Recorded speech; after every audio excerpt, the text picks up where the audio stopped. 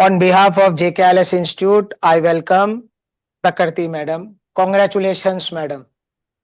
Thank you so much sir. आप मेरे साथ शायद कोरोना काल से जुड़ी हुई हैं। कोरोना काल में अपनी जब बात हुई थी, मुझे ध्यान है। Yes sir. कोरोना काल था ना, 2020-21। तब मैडम ने काफी अपना टाइम यूटिलाइज किया और शिवा से ऑनलाइन स्टूडेंट। एक्चुअली कोरोना काल बहुत से लोगों के लिए एक लाइफ चेंजिंग एक्सपीरियंस भी था। हाँ, ऑफ कोर्स। मैं मतलब मैं इतना कंप्यूटर कॉम्पिटेंट नहीं हूँ। मेरी एक स्टूडेंट है, आप जानते होंगे, वो यूट्यूब पे बहुत एक्टिव रहती है। सूर्य नगरी लॉ क्लासेस है, चलाती है, Urmila Rathi. She was the one who taught me how to use Zoom meeting and all in corona. मुझे आता नहीं था, तो मैंने उसको फोन किया क्योंकि वो यूट्यूब में ज्यादा एक्टिव है। तो आप कैसे चलाते हो? फिर उसने मुझे बहुत सिखाया। तो दिस इन दिस कोरोना काल I think you also learn the law and other things. How was your yes experience in JKILS, ma'am, during the Corona time? First of all, I'd like to ask that. Yes sir. Sir it was really good. The main thing is sir जिस ये सिखाते हैं कि पढ़ना कैसे है, क्योंकि सबको पता है कि डायरेक्ट पढ़ के ही पास होना है, बट सर का जो डिसिप्लिन और जो सिस्टमैटिक, जितना आप ऑर्गेनाइज्ड वे में पढ़ोगे उतनी आपकी प्रिपरेशन इजी होगी। तो वो जो सर का सिस्टम है ना, वो बहुत इंपॉर्टेंट है और उसी से डिसिप्लिन बना रहा और कंसिस्टेंसी बनी रही। तो सिस्टमैटिक स्टडी बहुत। और सर का, जैसे सर का होता था कि सर पहले ही टाइम टेबल दे देते हैं कि आपको इस महीने इस वक्त ये पढ़ाएंगे। तो वो हमारी भी आदत वैसे लग गई कि बिल्कुल टाइम के हिसाब से पढ़ना, इतने टाइम में इतना कंप्लीट करना।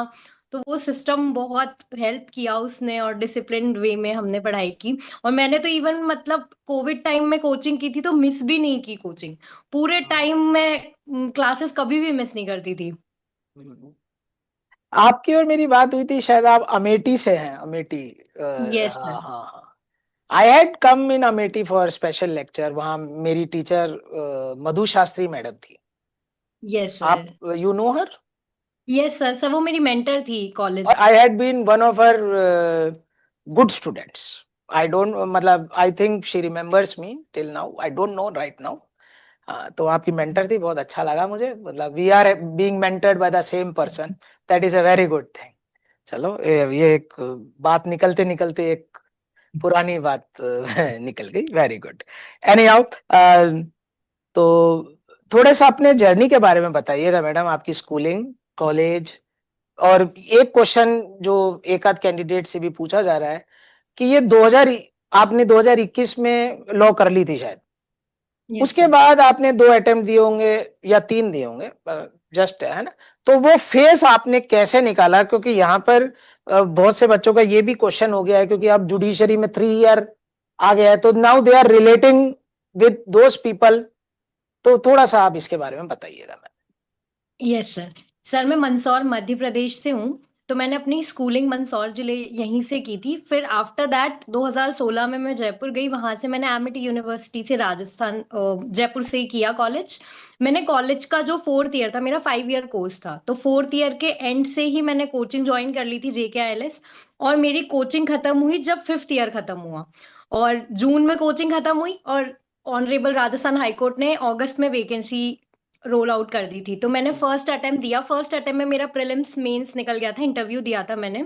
हुआ नहीं 2021 में। फिर मैंने बहुत बार ऐसा लगा था, क्योंकि 2021 से 24 की वैकेंसी में बहुत टाइम था।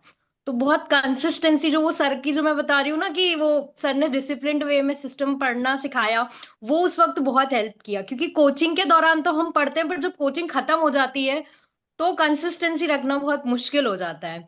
तो मैं उस वक्त कई बार ये थॉट आता था कि वैकेंसी क्यों नहीं आ रही है, क्यों नहीं आ रही है। फिर 2024 का मैंने दिया। उसमें भी मेरा प्रीलिम्स और मेंस क्लियर हो गया था, मैंने इंटरव्यू दिया था। फिर फाइनल सिलेक्शन नहीं हुआ। फिर मैंने उसके बाद, मुझे जब सेकंड अटेम्प्ट में नहीं हुआ तो बहुत डिफिकल्ट हो गया था। फिर मैंने दूसरी जॉब्स भी ले ली थी, दूसरी जॉब ट्राई की। आफ्टर दैट फिर ऐसा था कि 2 अटेम्प्ट बहुत अच्छे से दे दिए, 2 बार इंटरव्यू दे दिया, तब भी नहीं हुआ। फिर ये वाली वैकेंसी आई। I was not planning to give this attempt, but finally मैंने दिया। और फिर तो ये वाला बीच में बहुत बार थॉट्स आते हैं कि कुछ और कर लें, क्या करें, but consistency is the key. अगर आपको ये एग्जाम क्लियर करना है तो आपको कंसिस्टेंट रहना ही पड़ेगा। जैसे थॉट्स आते हैं कि हम कोई और जॉब कर लें, अगर आपकी फैमिली स्टेबल है और आप अफोर्ड कर सकते हो, तो आप कंसिस्टेंटली इसी में रहो। अगर आपको जजी बनना है तो, अगर आपको कोई प्रॉब्लम है और जॉब करनी पड़ रही है तो आप डेफिनेटली करो। और एक और चीज जो सर सिखाते थे, मुझे बहुत हेल्प करी, कि आप इधर उधर के स्टेट्स में मत, ये भी एग्जाम दूं वो भी एग्जाम दूं मत करो। आप अपने हम्म, दो, एक स्टेट चूज करो या दो चूज करो। मैंने कोचिंग के फर्स्ट सेकंड डे ही सर ने ये चीज समझाई थी हम लोगों को। आप लोगों के भी होते होंगे ओरिएंटेशन की क्लास। तो yes. ये चीज आप बहुत अच्छे से समझो कि आप एक स्टेट या मैक्सिमम दो स्टेट टारगेट रखो। आप हर स्टेट जाओगे, आपका प्रीलिम्स निकल जाएगा, पर जो फाइनल सिलेक्शन है वो तो मेंस और इंटरव्यू, वो नहीं निकलेगा अगर आपका टारगेट फोकस नहीं है तो ये चीज मैं सबको बोलूंगी कि आप लोग एक तो कंसिस्टेंट रहो। जो सर जैसे पढ़ने का तरीका बताते हैं कि प्रॉपर प्लान करके, कि मेरे को एविडेंस का 1 से 55 आज करना है, पूरा टाइम टेबल मेरा हमेशा फिक्स रहता था कि इस हफ्ते मुझे किस दिन कितना पढ़ना है। तो वो टाइम टेबल बना के प्रॉपर पढ़ें और अपना टारगेट फिक्स रखें। ये नहीं कि हिमाचल की आ गई तो प्रीलिम्स तो देके देखें, कोई मतलब नहीं। आपका एफर्ट्स वेस्ट होंगे, टाइम वेस्ट होंगे। उस टाइम में आप आरजेएस की मेंस की राइटिंग प्रैक्टिस करो, वो व्हाट ज्यादा हेल्प करे। व्हाट शी इज सेइंग वही जो मैं बोलता भी हूँ, सन ऑफ सॉइल कॉन्सेप्ट, एक या दो जगह फोकस रखें, लेकिन अपने एफर्ट्स 100% रखें, rather दैन हाँ, डिस्पर्सल हो। बिल्कुल। क्योंकि कोई उस चीज का मतलब नहीं है। और हाँ, अगर जैसे आपको ये लग रहा है कि टाइम 3 साल की प्रैक्टिस आ गई है, तो आप अभी जो आपके पास टाइम है उसमें इतनी अच्छी प्रेपरेशन कर लो, क्योंकि अब जो पैटर्न हो रहा है मेंस में आपको टाइम कम मिलता है। तो आप पहले से ऐसे प्रिपेयर हो जाओ कि जिस दिन वेकेंसी आए मैं रेडी हूँ, सही कह रही हैं मैम। उस वक्त आपको भागना ना पड़े।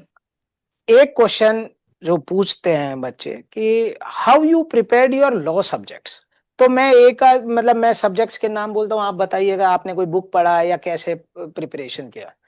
बीएसए, भारतीय साक्ष्य अधिनियम, एविडेंस, उसको कैसे यस तैयार किया मैम?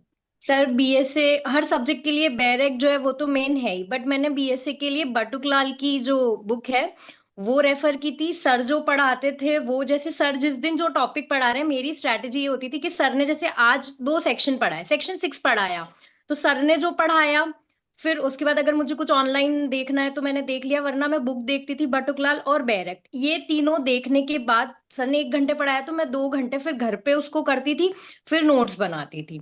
तो ये तो मैं नोट्स बुक में रेफर, आप जो आपने पढ़ा है उसको इनकॉर्पोरेट करती थी या हाँ, बुक में अंडरलाइन ही करके रखती थी? नहीं नहीं, मैं नोट्स में, क्योंकि एंड टाइम पे क्या होता है, जैसे सर कहते भी हैं बहुत बार कि notes are your weapons, actually they are your weapons. क्योंकि जब एग्जाम होती है तो टाइम नहीं होता है, तो आप ना एक सोर्स अपना जब पढ़ रहे हो, जैसे जब सर कोचिंग ले रहे हो, तभी फिक्स कर लो, नोट्स में ही सब कुछ लिख लो। क्योंकि एग्जाम टाइम में इतना टाइम नहीं होता कि आप बुक की हाईलाइट चीज पढ़ो, डायरेक्ट पढ़ो, ये पढ़ो वो पढ़ो। तो इधर आप नोट्स बना लो, या डायरेक्ट में जैसे बहुत सारे लोग स्टिकी नोट्स लगाते हैं, तो वैसे कर लो।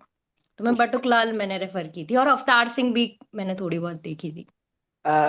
आईपीसी ऑब्लिक बीएनएस, उसमें आईपीसी के लिए तो मैंने डायरेक्ट ही की थी, और जो सर नोट्स, सर जैसे लैंडमार्क केसेस बताते थे, तो वो लैंडमार्क केसेस मैं बीएनएस पढ़ती। Oblique CrPC, BNSS oblique CrPC. CrPC और सीपीसी दोनों ही प्रोसीजरल लॉज के लिए मैंने सिर्फ डायरेक्ट ही की थी, और सीआरपीसी में जो लैंडमार्क केसेस जैसे सर ने भी बताए हैं, और जब आप एग्जाम की प्रोसेस में रहते हो तो आपको बहुत सारे और भी एमसीक्यूज वगैरह से पता लग जाते हैं केसेस, तो वहां से केसेस। कॉन्ट्रैक्ट।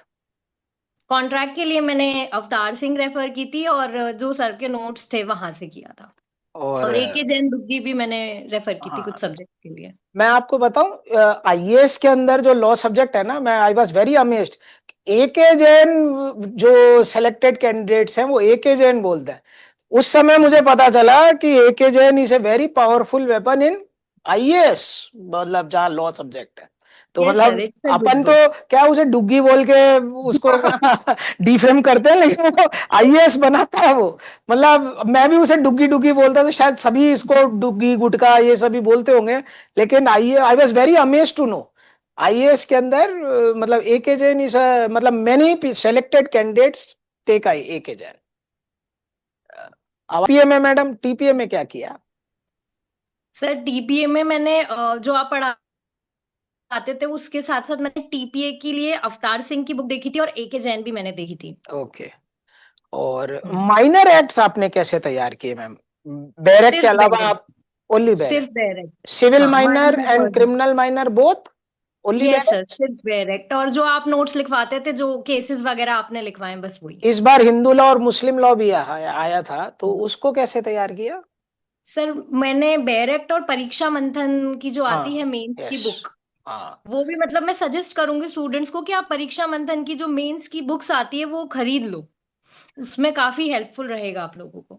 मैं खैर मेंस की बुक को तो नहीं रेकमेंड करूंगा, लेकिन परीक्षा मंथन की लीडिंग केसेस की एक किताब आती है, वो एक हाँ, वो भी मेरे मास्टरपीस। पास है। हाँ, हाँ, वो एक वो भी मास्टरपीस मैंने किताब है, खरीदी। मतलब भाई, क्योंकि मेंस के नोट्स तो अपने को कई और जगह भी मिल सकते हैं, लेकिन लीडिंग केसेस में परीक्षा मंथन, I really appreciate that book. बहुत मेहनत की है राइटर ने। वो खैर, मैंने भी रेफर की थी। हिंदी और इंग्लिश के लिए आपने क्या देखा था मैडम? सर, हिंदी और इंग्लिश के लिए मैं न्यूज़पेपर के एडिटोरियल, मतलब मेरे फर्स्ट अटेम्प्ट में भी हिंदी इंग्लिश में काफी अच्छे मार्क्स थे। ओके। तो मैं एडिटोरियल्स ही पढ़ती थी। न्यूज़, आप न्यूज़ पढ़ो, सिर्फ जो मैकेनिकल एसेस बुक में होते हैं ना, उसकी जगह पे आप थोड़े से न्यूज़ वाली चीजें भी अगर अपने ऐसे में इनकलकेट करोगे तो बहुत हेल्प होती है, बहुत अच्छे मार्क्स भी मिलते हैं। जैसे आप, आपने, हाँ हाँ बताइए मैम, सॉरी। जैसे पुलिस मुठभेड़ का आया था 2021 में, तो उस वक्त यूपी में जो केसेस चल रहे थे, तो मैंने वो न्यूज जो है वो भी इनकलकेट की थी, तो उससे थोड़ा सा इम्पैक्ट, मतलब अच्छे मार्क्स मिले थे मुझे। तो आप थोड़ा न्यूज पढ़ो, आपका हिंदी इंग्लिश उसी से हो जाएगा। रोज आप पढ़ो, अभी से ही पढ़ो। जैसे बच्चे जनरली क्या इग्नोर करते हैं, फिर एग्जाम आती है और परेशान होते हैं। तो आरजेएस में डिसाइडिंग फैक्टर लैंग्वेज ही है। हाँ, मैं भी अभी एग्री से कर रहा हूँ। हिंदी इंग्लिश हाँ। आप एडिटोरियल रेगुलरली पढ़ो, वो सफिशिएंट है। आपने कोटेशन या ऐसे कोई पोयम ऐसे भी कुछ लिखा था क्या? किसी ऐसे में कोई कोटेशन यस या लिखा था आपने? सर, कुछ कुछ पर मैंने बहुत ज्यादा नहीं लिखे थे। जैसे कुछ लोग होते हैं ना कि एकदम स्टार्टिंग हमें हाँ कोटेशन से हाँ ही करना है। हाँ हाँ। मेरा ऐसा नहीं था। जैसे मैंने एनेक्डोट से स्टार्ट किया था कि एक छोटी ओके। सी स्टोरी लाइन टाइप से स्टार्ट करो, ओके। या कोई हिस्टोरिकल चीज से स्टार्ट करो। बीच में अगर कहीं फिट हो रहा है तो कोट लगा भी दो। बट जैसे इररेलेवेंट लोग क्या करते हैं कि कुछ भी कोट के नाम पे कि हमें शुरू में और आखिरी में एक एक कोट डालना ही है, तो इतना रेलेवेंट नहीं होता है तो भी डालते हैं। तो वो मैंने वो इतना नहीं किया बट था। You had in your Arsenal, यानी कि आपकी बैटरी में 20-30 कोड्स और ये हाँ, सब थे। मैंने प्रिपेयर इफ किए थे ऐसे। Required I can use it. हाँ तो हाँ। कोड्स करने, आपको लगता है कोड्स करने से फायदा मिलता है लैंग्वेज के पेपर में? हाँ, थोड़ा बहुत, मतलब जैसे बहुत फेमस टॉपिक्स हैं तो उनमें आप कोट्स यूज करो, फेमस हाँ, famous of quotes. Course. But और अपनी थोड़ी क्रिएटिविटी भी लगाओ। जैसे मैकेनिकल जो बुक्स में लिखे हुए होते हैं उसकी जगह थोड़ा सा अपना क्रिएटिव चीजें भी डालो उसमें, तो उसका भी काफी इम्पैक्ट होता है। तो आपने कॉलेज और स्कूल में एसेस लिखे हैं क्या मैम? मतलब because I have met so many candidates and I know they are very mechanical in their essays, तो but it seems you are little bit creative, तो इसीलिए मैं पूछ रहा हूँ। आपका ये मतलब ऐसे राइटिंग या ऐसे कोई पोएट्री ऐसे कुछ आपके स्कूल और कॉलेज में भी था क्या? सर, मैं स्कूल में हमेशा से मतलब काफी स्टूडियस टाइप की थी, तो मैं काफी कॉम्पिटिशन्स में पार्ट लेती थी। फिर कॉलेज में भी मैं एक्स्ट्रा करिकुलर एक्टिविटी जैसे moot court competition, debate competitions में मैं काफी पार्ट लेती थी। और भी क्विज, ऐसे राइटिंग, तो इस वजह से मुझे मतलब आदत थी। वो मैं समझ गया था, क्योंकि you have honed your skills in writing skills, honed your writing skills. Anyhow ma'am, I will come back to the topic. Law के जो सब्जेक्ट्स थे, जिसमें आपने मुझे अभी बताया आप बुक्स क्या क्या रेफर किए, मेरा क्वेश्चन ये था कि प्री के लिए कोई आपने ऑब्जेक्टिव किताब खरीदी थी, या मेंस के लिए कोई सब्जेक्टिव क्वेश्चन बैंक या ऐसे कुछ आपने किया था? सर, मैंने प्रिलिम्स के लिए तो, मतलब प्रिलिम्स के लिए तो मस्ट है, आप सिंगल की जो बुक आती है एमसीक्यूज की वो ले सकते हो। परीक्षा मंथन की भी आती है, मेरे पास सिंगल्स की थी। तो हाँ सिंगल वाली जो थी, एमसीक्यूज जितने ज्यादा प्रैक्टिस करो, मैंने जैसे कोचिंग से हमको रेगुलरली मिलते थे तो वो क्वेश्चन बैंक तो था ही। हाँ, पहले तो डेली मैं टेस्ट वही पेपर, करती थी। हाँ, समझ डेली गया। टेस्ट पेपर, और वो तो मैं पहले तो वही करती थी। फिर जब एग्जाम का टाइम था तब मैंने बुक खरीदी थी, तो अब सिंगल की मेरे का बुक एक खरीदी क्वेश्चन थी। है, मेरा एक क्वेश्चन है, जब ये बच्चे, कोई भी बच्चा जाएगा सिंगल की किताब लेने के लिए, मुझे पता नहीं अभी लेटेस्ट क्या है, मैं जितना लास्ट मेरे अपडेट है 4 वॉल्यूम्स में है सिंगल की किताब, और करीब यस करीब सर। अगर अपन इसके ऑब्जेक्टिव करने बैठेंगे तो आई थिंक 5 से 8 हजार 6 हजार क्वेश्चंस तो होंगे ही होंगे। तो how to approach this will be a question of many people कि हम वो 6000 जैसे क्वेश्चन उसमें को कैसे करें। हाँ, तो उसमें बहुत रिपीटेटिव क्वेश्चंस होते, तो आपको ना थोड़ा सा स्मार्टली रहना है कि एक ही क्वेश्चन 4 बार रिपीट हुआ है तो आपको देखते ही अगर पता लग रहा है तो उसको बार बार मत करो। एक कर लिया। और एक चीज और, जैसे बहुत सारे स्टूडेंट्स, जैसे मैंने भी ये मिस्टेक की थी, आपका जो क्वेश्चन गलत हो रहा है आप एक कॉपी बनाओ। जो क्वेश्चन आपका गलत हो रहा है उसको वन लाइनर फॉर्म में आप कॉपी में लिख लो, क्योंकि आप एक बार जो गलती करोगे ना वो नेक्स्ट टाइम फिर करते हैं। तो एक वन लाइनर कॉपी बनाओ जिसमें जो जो एमसीक्यू आपके गलत हो रहे हैं उसको वन लाइनर फॉर्म में लिख लो, ताकि नेक्स्ट टाइम वो मिस्टेक ना हो। This is a very good advice. इसको बुक ऑफ मिस्टेक्स कहते हैं। कई लोग मतलब इवन इन कंपनीज, जो बड़ी बड़ी कंपनीज है, उसमें भी मिस्टेक्स जिससे रिपीट नहीं हो। सही है एडवाइस। हाँ। और मेंस के लिए मैडम आपने कोई बुक रेफर करी, मतलब क्वेश्चन बैंक क्वेश्चन नहीं? नहीं, मैंने टेस्ट सीरीज जो सर ओके, आपसे मतलब कोचिंग से ही प्रोवाइड थी वही टेस्ट ठीक सीरीज से ही मेरा हो गया था। ठीक है। तो आप में से किसी को कोई क्वेश्चन पूछना हो, ऑनलाइन ऑफलाइन रिवीजन। मैडम एक क्वेश्चन एक स्टूडेंट का है कि मैंने एक सब्जेक्ट पूरा कर लिया, 2 सब्जेक्ट पूरे कर लिए, अब मैं रिवीजन नहीं करूंगा तो मैं भूल जाऊंगा, तो आपकी हम्म। रिवीजन की क्या स्ट्रेटजी थी? सर मेरा ऐसा रहता था, जैसे जब कोचिंग पे भी आप पढ़ाते थे, आज आपने जो पढ़ाया है वो आज पढ़ लिया, बट जैसे वीक के एंड में मैं पूरे वीक में क्या पढ़ाया है वो रिवाइज करती थी, फिर मंथ के एंड में पूरे मंथ जो करवाया है, क्योंकि इनिशियली रिवीजन की बहुत वो रहती है, आप भूल जाते हो, एक बार दिमाग में फिट हो गया फिर तो ठीक है। तो आपको ऐसे करना है कि नेक्स्ट सब्जेक्ट स्टार्ट हो रहा है तो उससे पहले आप प्रीवियस वाला एटलीस्ट पूरा करो और फिर साथ लेके चलो, क्यूमुलेट करो, ये नहीं कि नेक्स्ट पे चले गए तो। बिल्कुल, मैं समझ, ये एक जैपनीज टेक्निक भी है, नाम मेरे अभी दिमाग में नहीं है। मैडम जो बोल रही हैं वो उस जैपनीज टेक्निक को भी क्लियर कर देता हूँ, वो मैडम भी वही बोल रही हैं। 24 आवर्स के अंदर एक रिवीजन करो, हाँ और जी एक सर। डे वीक के अंदर स्पेसिफाई करो रिवीजन डे के रूप में, और महीने के अंत में 2 दिन इंट्रोस्पेक्शन एंड रिवीजन। वो यस। जापानीज एक टेक्निक है, वही आप? हाँ ओके हाँ। ओके ठीक है।